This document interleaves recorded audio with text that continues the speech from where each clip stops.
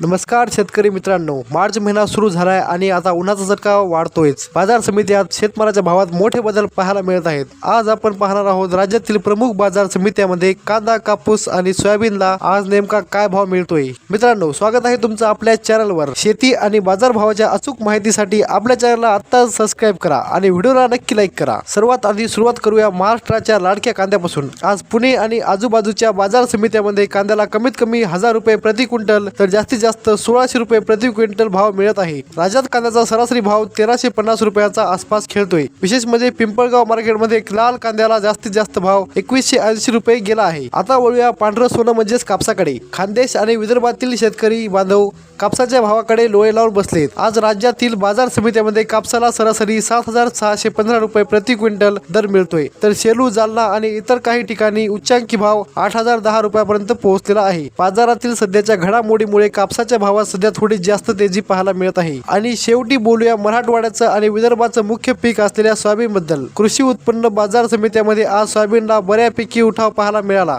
आज अहिल्यानगर आणि पिंपळगाव मार्केटमध्ये सोयाबीनला जास्तीत जास्त 5300 ते 5361 रुपये भाव मिळाला असून बहुतांश ठिकाणी सरासरी भाव 4900 ते 5100 रुपये प्रति क्विंटल एवढा राहिला। शेतकरी मित्रांनो, आज तुमच्या जिल्ह्यामध्ये किंवा जवळच्या बाजार समित्यामध्ये काय भाव मिळत आहे हे मला कमेंट करून नक्की सांगा, जेणेकरून इतर शेतकरी बांधवांनाही त्याची माहिती मिळेल। आणि व्हिडिओ तुम्हाला माहितीपूर्ण वाटला असेल तर नक्की लाईक करा आणि आपल्या ग्रुपवर नक्की शेअर करा।